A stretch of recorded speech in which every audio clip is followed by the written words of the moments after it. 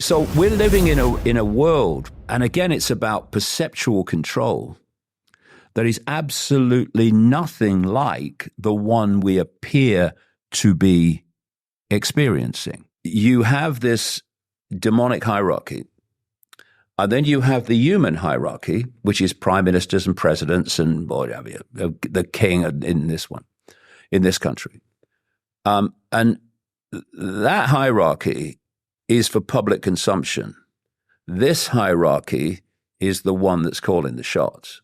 The royal families are royal and consider themselves special bloodlines, the blue bloods, because they are vehicles for this demonic realm to enter our realm. I'm going to explain the hierarchy of demons and angels. This is the continuation of my 10-part series, David Icke Decoded with the Bible. First, let's start with the angels. There are 9 types of angels. We as humans, we speak directly to God through prayer. But in terms of the Bible, he also reaches out to us through his angels and works for our good through his angels. And each of the angel sets have distinct duties. There are 9 types of choirs of angels within 3 major groups. Remember, angels are individuals as well. They're very patient, they're forgiving, they're aware of our personal goals and are assigned to assist us, but they're not going to interfere with our free will. Here are the 9 types of angels that you want to know. Seraphim, cherubim, thrones, dominions or dominations, virtues, powers, principalities, archangels, and angels. Starting with number 1, seraphim. Seraphim means the fiery ones. Each seraph has 6 wings, 4 of which they use to cover themselves in the presence of God as a sign of their humility. They use the other 2 to fly.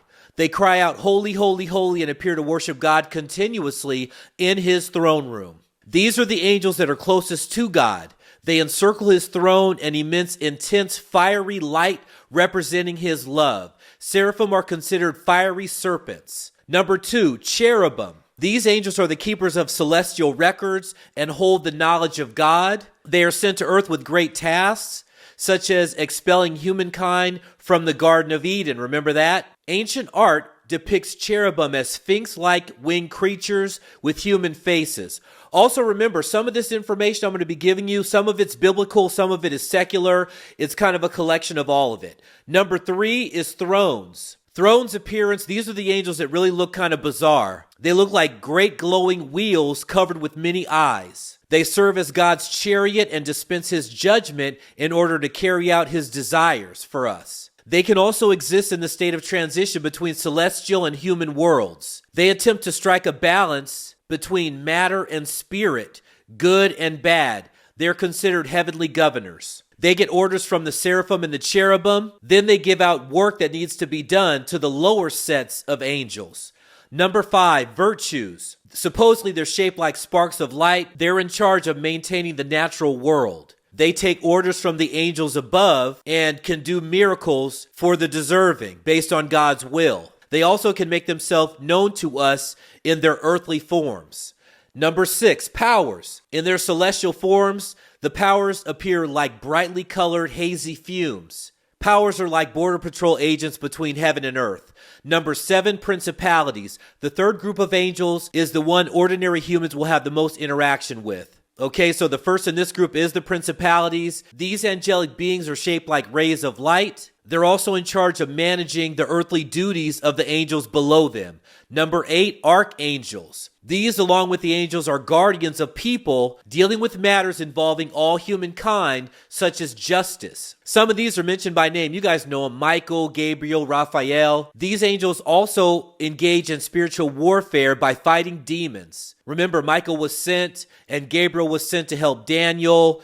Gabriel also went to tell Mary that she was going to be the mother of Christ. And the last group, number 9, is angels. Sometimes called regular angels or messengers. They're guardians of people and physical things. They're the most common type of angel. Again, they're messengers to humanity. They're also personal guardians like your guardian angels.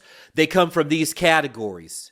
They can protect humans as well as act as warriors on behalf of God. So to wrap up the angels, the most powerful angels are the seraphim, and there are 9 types of angels. Please like and subscribe. It really helps my channel and get this message out. Thank you. If you guys like angels in human form, you may want to watch my homeless man video. Is this a man or an angel? Now moving on to the types of demons and demon classification. Remember, some of this is biblical, some of it is secular. Also, if you haven't seen them, go check out 1 and 2 of this series, David Icke Decoded with the Bible, How to Fight Demons with the Fruits of the Spirit and the Armor of God, and Why Do Religions Agree the Supernatural is Controlling Humanity? Types of demons. While there's no singular demonic belief in terms of a hierarchy, people have tried to put them into lists. So first, let's start with something that I looked at, which was the Testament of Solomon. I'm going to give you a couple different classifications. The first is the Testament of Solomon, or also known as the Lesser Keys of Solomon. Very interesting work by King Solomon. All praises. Taken from the Old Testament, written by King Solomon, it describes demons who were enslaved by the king to help build the temple. This is most likely some of the oldest known writing on demons known to exist. It provides very unique insight into their nature. Next is BINSFELD's classification of demons. In 1589, a man named Peter BINSFELD, he created a classification based on the 7 deadly sins of evil. This is one you guys will probably be familiar with. This is a simplified variation, which the classifications are pride, greed, lust, envy, gluttony, wrath, and sloth. He says that many of the demons focus on these when attempting to corrupt humanity. The next set of classifications is Agrippa's classification of demons. Cornelius Agrippa, De Occulto Philosophia, defined 3 orders of demons: celestial, aerial, and terrestrial. The celestial demons were thought to be the most powerful and significant of all, as they have divine authority to both lead people astray and aid them in spiritual paths. The aerial demons had a lesser degree of power than the celestial ones and were responsible for leading people away from God's truth. Lastly, the terrestrial demons possess a greater threat, as they could bring about physical harm to humans or animals through various methods such as possession or walking among humans in disguise. Agrippa also divided the demons into 3 categories based on the nature of their activities: those who deceive, those who lead astray, and those who cause physical harm. Next is SPINA's classification of demons. This classification was created by Alfonso de Spina in 1467. So those classifications are demons of fate, goblins, incubi and succubi, wandering groups or armies of demons, familiars, druids, cambions, and other demons that are born from the union of a demon with a human being. That would be the spirit of a Nephilim. Okay, and I'll be getting into the Nephilim later on in this series, so be on the lookout for that video. Liar and mischievous demons, demons that attack the saints, demons that try to induce older women to attend witches' Sabbaths. And the saints are the Israelites. So there's a special classification of demons that are there just to try to do harm to the Israelites. And I've also read that Israelites are a very prized possession in hell. So make sure you don't end up in hell. And MICHAELIS' classification of demons. During an exorcism in the early 1600s, Sebastian Michaelis was told of a specific classification of the types of demons, very much the same as the classification used by the angels of the high heavens. So that would be the first hierarchy that include angels were seraphim, cherubim, and thrones. The second hierarchy, powers, dominions, virtues.